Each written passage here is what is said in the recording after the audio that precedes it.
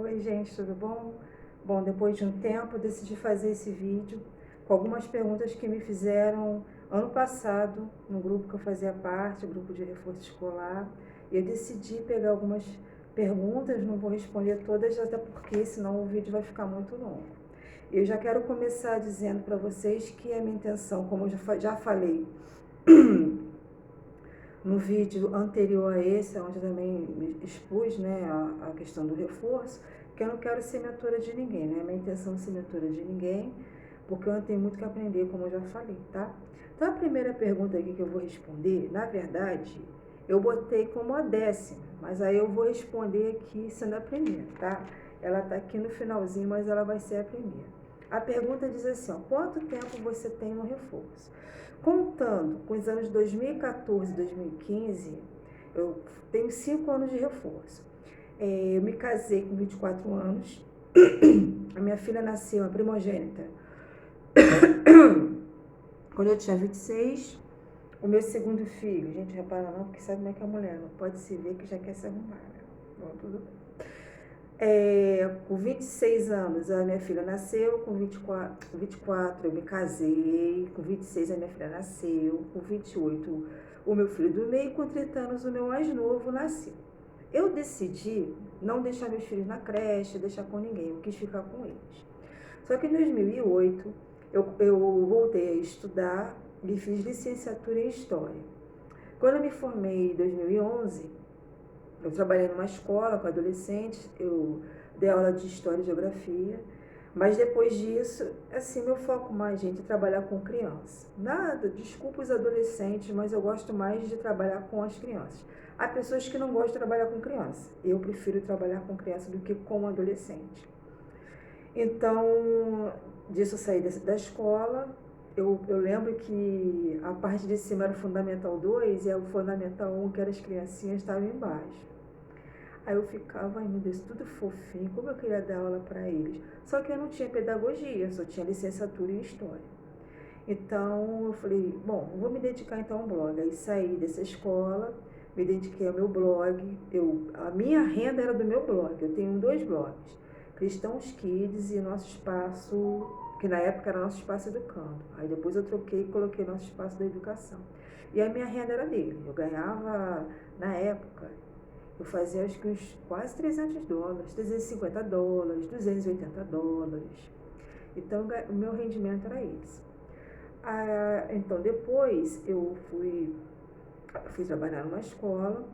Só que antes disso, como eu queria trabalhar muito com criança, eu fiz o pós-médio. Mesmo estando na faculdade de História, eu decidi fazer um pós-médio em formação de professores, fui dar aula numa escola. Depois dessa escola, eu fui para uma outra escola e decidi sair e montar meu próprio reforço. Por que eu conto 2014 e 2015? Por que eu não permaneci em 2014 e 2015?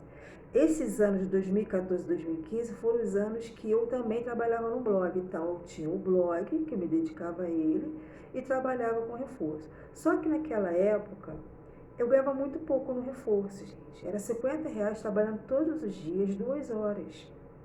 Então, para a gente ter um rendimento um pouquinho melhor, você acaba ficando com um pouco mais de criança. Então, me desmotivava tanto o trabalho, tanto assim, sabe? Às vezes eu falava assim, não trouxe o caderno por quê? Olha, cadê o dever de casa? Porque eu trabalhava especificamente só na questão do dever de casa, não tinha nenhuma especialização em psicopedagogia, não tinha especialização naquela época. Eu, inclusive, só tinha licenciatura em História, então eu ajudava a criança a fazer os deveres de casa. E aí eu ficava assim, poxa, tanto trabalho e tô ganhando tão pouquinho. Então, assim, eu decidi ficar só realmente no blog mesmo.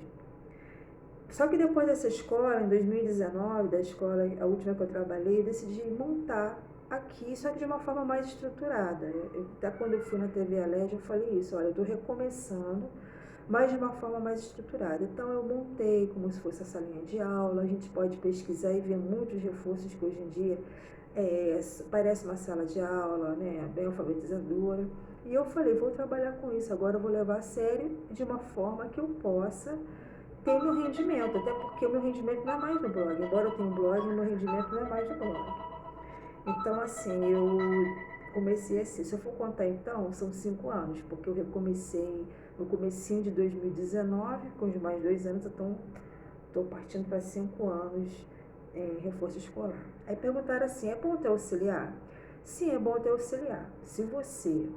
O ideal de alunos vai depender também da sua realidade. Se você tem um espaço grande, se a sua sala ela é espaçosa, se aqueles alunos ali, você, dentro, né, daquele horário, se aqueles alunos são da mesma série, da mesma escola e da mesma turma, como acontece aqui, eu tenho 2 alunos que são da mesma escola, mesma série e tem o mesmo nome, Davi. É mais fácil, porque você vai explicar os 2 ali no mesmo tempo, então é mais fácil. Agora, se são alunos que, por exemplo, têm 10 anos, não sabem ler ainda, né? 9 anos, não sabem ler, e você tem que, além de ajudar ele no acompanhamento escolar, você ainda tem que ensinar a ler, fica mais difícil, você não pode encher muito. Vai depender também muito do horário que você oferece. Se você oferece 1 hora, imagina. Você, de 8 às 9, trabalhando com 6 crianças, e você oferece o serviço de acompanhamento escolar, onde você ajuda aquela criança e explica o dever de casa. Você acha que vai dar tempo? Não tem condições, entendeu? Agora, se você trabalhar com reforço, que é onde você diz assim, olha só, eu não faço o dever da escola, eu ajudo a criança na sua dificuldade. E dentro daquele horário, você faz de 8 às 9, é a turminha do 1º ano, de 9 às 10, é a turminha do 2º ano. Aí tem condições de você ficar até, de repente, com mais, dependendo da criança, se as crianças não tiverem muita dificuldade. Então, a questão da quantidade ideal de alunos, você mesmo vai perceber, você mesmo vai ver. Porque, às vezes, a gente, quando dá dica e fala experiência, parece que a gente está dando uma receita de bolo, sabe? Ó, faz assim, assim, assim, às vezes não é. Você mesmo, na sua experiência, você vai ver se você vai conseguir dar conta ou não. Agora, se você quer fazer um trabalho de excelência, você tem que ver todas essas questões que eu te falei, tá? Como deve ser a relação da professora com os responsáveis? Olha, deixa eu dar isso daí eu vou falar minha experiência, tá? Respeitosa, com respeito, sempre. Se o pai e a mãe te procuram, você já tem que respeitar, porque ele está te procurando, pedindo um trabalho. Porém, você também tem que ser respeitado. E você, com o tempo, você começa a ter a sensibilidade de perceber se aquele pai, se aquela mãe vai te gerar um certo trabalho. Sabe aquele pai, você tem a tua regra, aquele pai, aquela mãe que quer colocar a regra no seu reforço, no seu trabalho? É mais ou menos isso. Então, ainda que isso aconteça, de repente vir um pai, uma mãe responsável, até a avó, e queira ditar a regra do seu reforço para você, aí você pode dizer qual é a sua regra respeitosamente. Não precisa brigar, não precisa bater boca, porque vai ficar até feio, fica feio, entendeu? Não vai chegar a lugar nenhum. E eu aconselho, do começo, assim que ele contrata o teu serviço, você falar a tua regra. Olha, meu horário é esse, esse e esse. Você estará pagando segunda, quarta e sexta X de valor. Eu vou trabalhar com seu filho 4 vezes na semana em determinado horário. Por que, gente, que eu estou dizendo isso? Porque, infelizmente, acontece, aqui não aconteceu, eu creio que não aconteceu, até porque eu tive essa postura e sempre sou assim na minha vida, eu sou assim, eu falo, até minha filha brinca assim, lá vem minha mãe dizendo, não, eu sou sincera, eu falo. Eu creio e tenho a convicção de que combinado não sai caro. O pai, a mãe, o responsável contratou o teu serviço, fala, tem vaga? Sim, tem vaga. Primeiro ano, eu quero colocar segunda, quartas e sextas, porque é o que você oferece, né? Você vai dizer, segunda, quarta e sexta. E aí você vai dizer, veja bem, a regra é a seguinte, eu não vou repor a aula se a criança faltar, porque você veja bem, o pai contrata esse horário, aí de repente, não vou levar o filho hoje não, não tô passando bem, tô afim, tô com preguiça, meu filho não vai hoje não. Ô professora, tem como meu filho ir amanhã? Não tem como vir, porque o combinado é segunda, quarta e sexta, para depois não gerar problema, gente, porque depois cria um mau vício. Eu posso levar a hora que eu quiser, posso levar o dia que eu quiser, porque eu estou pagando, paguei 3 dias. Não, você paga a mensalidade. Na escola é assim, se seu filho ou o aluno, né? Você está trabalhando na escola, o aluno ele faltar uma semana porque ele está viajando na casa da avó lá no Nordeste. Aí ele tem que ficar lá uma semana. A escola é obrigada a repor aquela aula? Não, não é obrigada.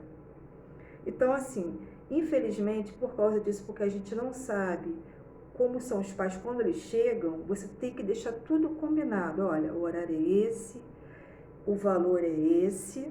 Se eu, professora, passar mal, eu vou repor. Eu geralmente, gente, se eu estou com mal-estar, hoje em dia eu não digo nem Covid, porque Covid a gente não vai trabalhar, mas o mal-estar, eu trabalho com mal-estar. Por quê? Porque eu posso trabalhar, eu vou trabalhar. Agora, não é o pai que vai colocar essa regra para mim. E deixa isso daí muito claro. Questão de horário, questão de valor. Deixa claro também, por exemplo, o mês de julho e de dezembro aqui, eu não cobro janeiro, mas o mês de julho e dezembro eu cobro integral. E quando o pai, a mãe quer colocar aqui, eu já mando o valor, eu fiz o bannerzinho e mando o comunicado com tudo explicadinho. Dizendo, ó, valor é X, vence tal dia, se atrasar tantos dias vai ter essa multa, pontualidade, por favor, tolerância de 15 minutos, passou 15 minutos, vou cobrar R$ 5 em cada 15 minutos, e assim, infelizmente, que a gente tem que ser. A gente até brinca que um faz, todos pagam, mas é assim, entendeu? Graças a Deus, assim, os responsáveis que eu tenho aqui não me dão trabalho, são uma benção. Eu sempre falo com eles, olha, vocês são uma benção. E quando eu percebo que algum que chega quer me gerar um certo problema, eu já chego e já falo, olha só, é dessa forma e dessa forma. Porque eu creio, gente, que mais do que um valor, o aluno, o pagamento, é a tua saúde. É você estar bem. Eu sempre falo, gente, eu tenho que trabalhar com paz. Eu tenho que trabalhar com alegria. Eu tenho que trabalhar por amor. O que a gente fala? Trabalhar por amor, aguentar tudo. Não, eu tenho que trabalhar com amor, com dedicação. Mas a minha saúde, o meu estado emocional para estar dando aula, sabe? Vem em primeiro lugar. Porque se eu começo a ter problema no meu reforço, isso começa a me afetar, de eu ficar muito preocupada, não, entendeu? A gente tem que carregar a nossa carga, não a carga do outro, quando a gente não tem que carregar, né? Carregar a carga do outro é quando você está ajudando aquele outro. Agora, quando no sentido profissional que eu estou dizendo, não é você carregar aquela carga que não é tua e você não pode carregar. Cada um que carrega a sua. A responsabilidade do pai e da mãe é uma e a minha responsabilidade é outra. Então, sempre respeito, tratando com respeito, porém com firmeza. Porque a regra quem faz é você, que no reforço quem faz a regra sou eu. Eu deixo isso bem claro. Tanto é que eu não, se eu for falar o valor para vocês, alguns vão dizer, gente, só isso ela não se valoriza. Sim, eu me valorizo, mas eu tenho que entender a minha região. Os pais não vão conseguir me pagar aquilo que a gente diz que é o certo. Até porque eu faço turma, eu não dou aula particular individual, eu faço turma. A minha primeira turma está com 7 alunos e a do segundo horário, 6 alunos. Gente, não repara esse barulho não, que é do celular do meu esposo, tá? Que ele é meio escandaloso, o celular. Não, meu esposo não é escandaloso não, tá? É o celular dele. Então, assim, é o valor, é minha realidade. Então, desde daqui, que é muita explicadora aqui no meu bairro, em colégio, Rocha Miranda, são muitas. Então, eu peguei a média e cobro a média, entendeu? Cobro a média da região. Eu cobro 3 vezes na semana R$100, 4 vezes na semana R$125. Não tem como eu cobrar mais do que isso, tá, gente? Bom, vamos lá. Como trabalhar a ansiedade dos responsáveis? Hoje, teve uma mãe que me procurou, aliás, desde ontem, e eu percebi ela muito ansiosa. Só que essa ansiedade dela, por exemplo, eu percebi assim, ela, por causa da pandemia, né? Com algumas coisas que ela estava falando, eu já senti ela muito ansiosa, sabe? Aí eu falei, não tem condições, eu não vou conseguir suprir a necessidade dessa mãe.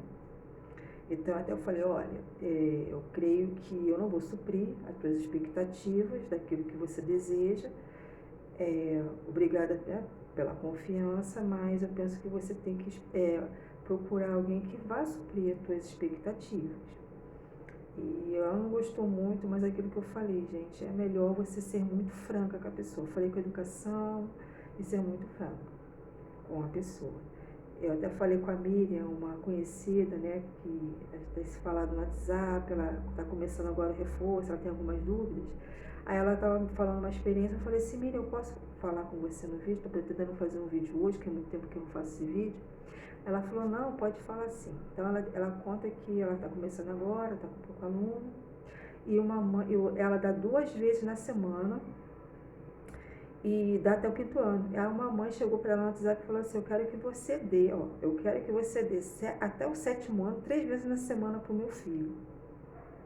Então, assim, aquela ansiedade, é como se a gente está para ajudar, mas não para levar, como eu falei, a carga. Ela não oferece esse serviço. Agora você imagina, você está começando agora, você está sem aluno, você acaba quase que se submetendo. Vai chegar um tempo que quando, não sei se você que está vendo esse vídeo já fez o seu reforço, vai chegar um tempo que você vai poder dizer assim, olha, não posso ficar, porque você já vai estar estruturada com o aluno, tá? Eu lembro que eu tive, que assim que eu comecei, demoraram, comecei a divulgar em janeiro de 2019, em março eu estava colocando, vou começar as aulas em março, eu não tinha aluno, vou começar as aulas em março, até que apareceu a Manuela da tarde e o Davi Coutinho de manhã. Mas assim, e eu lembro que eu cobrava bem baratinho, o primeiro vídeo que eu fiz foi nessa época. E eu procurava tanto vídeo no YouTube de reforço, eu falava, gente, é até bom, né, você quando está começando, você vê outros reforços, e eu não via, eu fiz esse vídeo até para estar ajudando outras pessoas que têm a mesma dificuldade. Eu lembro que eu cobrava R$70, bem baratinho. Por que eu fiz isso? Porque eu não tinha aluno. Então, hoje em dia, quando me perguntam quanto cobra, eu falei assim, bota valor promocional. Deixa claro que é valor promocional durante 6 meses, até para você arrecadar aluno, como se fosse uma isca. Aí depois você coloca o seu valor real, explica para os pais vão gostar do seu serviço, você tem que fazer um serviço de excelência, tem que ser dedicada, tem que trabalhar com amor, e ele vai gostar, você fideliza aquele aluno, e aí você pode falar o seu valor. Eu fui muito franca com os pais, cheguei para eles e falei, olha, eu vou aumentar o meu valor porque eu estou investindo na minha formação. Hoje eu estou fazendo a minha segunda pós, eu estou fazendo a neuropsicopedagogia. Eu falei, olha, eu estou investindo na minha formação, eu preciso de retorno. Porém, quando eu aumentei, eu também não dei uma facada nos pais, né? De dizer, olha, gente, agora de 70 vocês vão me pagar 200. Não fiz isso. Mas dentro da realidade que eu falei, eu comecei a cobrar R$100 e ninguém reclamou. Ninguém tirou, todos permaneceram, tá? Bom... Deixa eu ver aqui uma outra pergunta. Para a alfabetização, qual é o melhor? Acompanhamento escolar ou pedagógico? Bom, com certeza o pedagógico, se aquela criança tem uma determinada idade, já passou da idade de ler e não ler.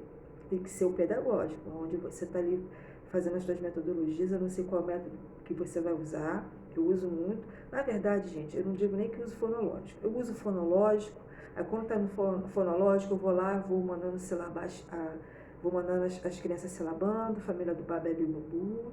Eu vou vendo assim cada método de cada criança. Então, o importante, eu penso que é o pedagógico, aquele é onde você planeja, você dá suas próprias atividades, do que você ficar fazendo dever de escola. Porque a criança que tem 10 anos, ela vai trazer o dever da escola, principalmente na pública, que estão passando as crianças, não sabendo ler, estão passando as crianças.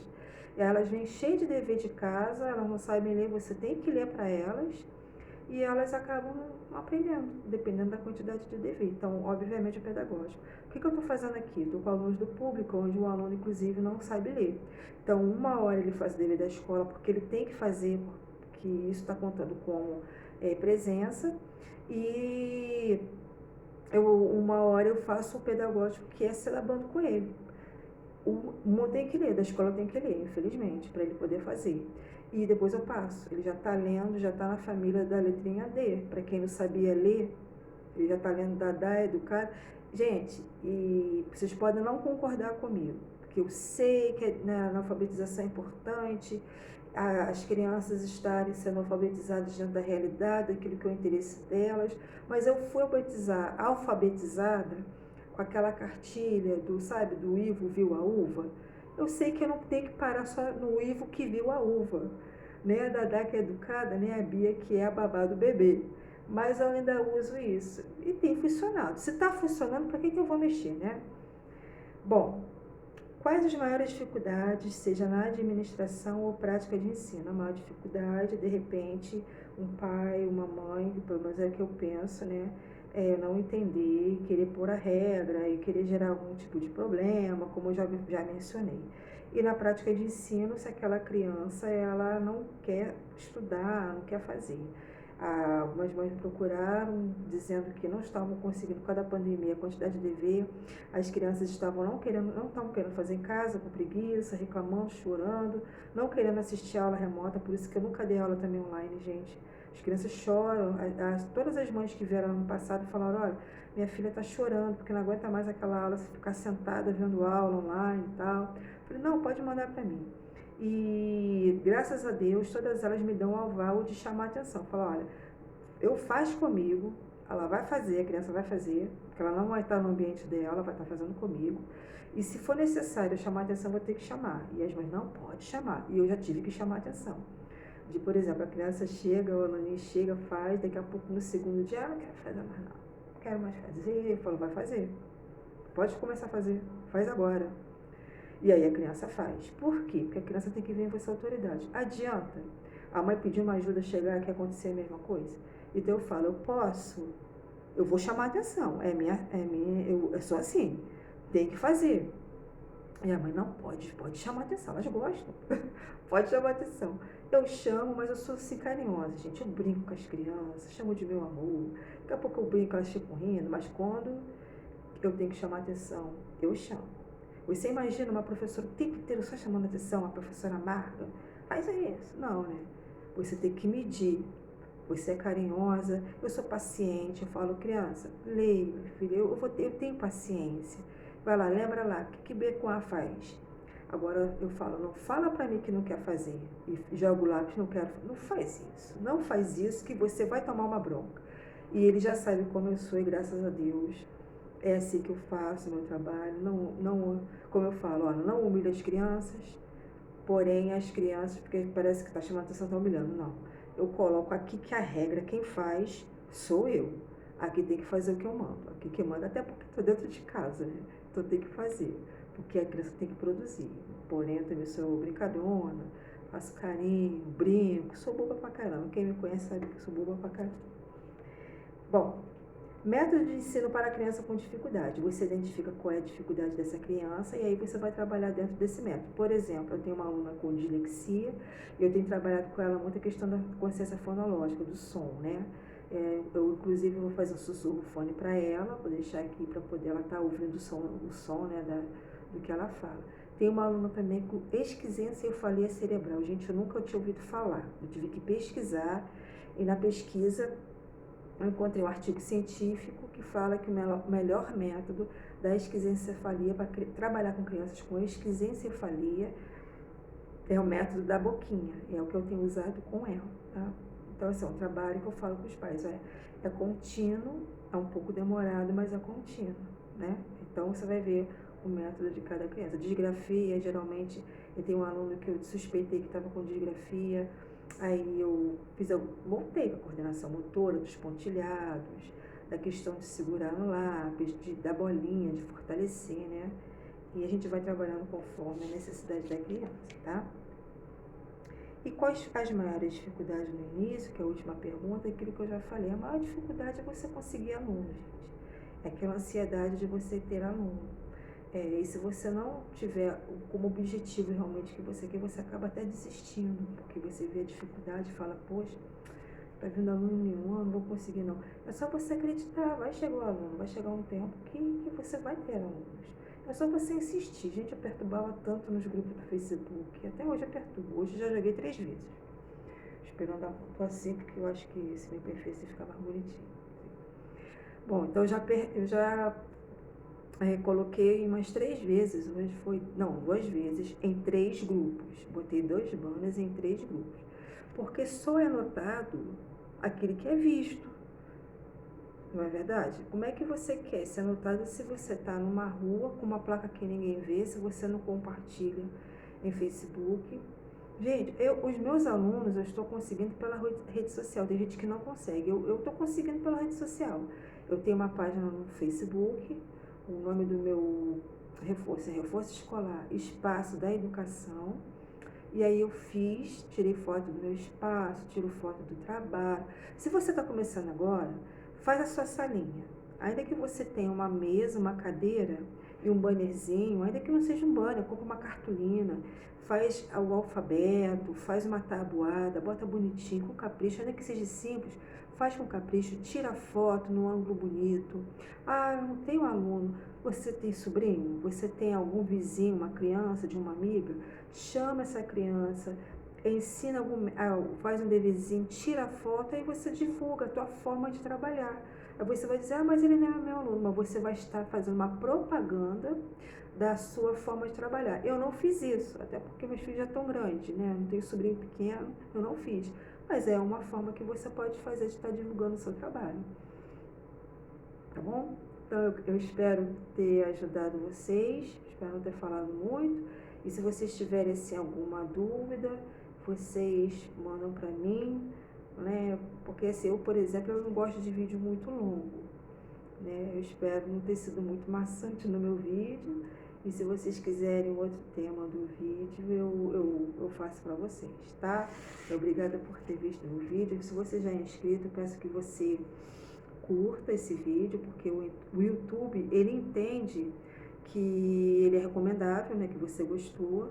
Se você não é inscrito, eu peço que você se inscreva, ative o sininho, que todas as vezes que eu fizer um vídeo, você vai receber notificação, né? E aí você vai ver o meu vídeo, isso vai ser bom para o meu canal, tá? Eu espero ter ajudado vocês e que Deus abençoe a todos, tá bom? Então, um beijo.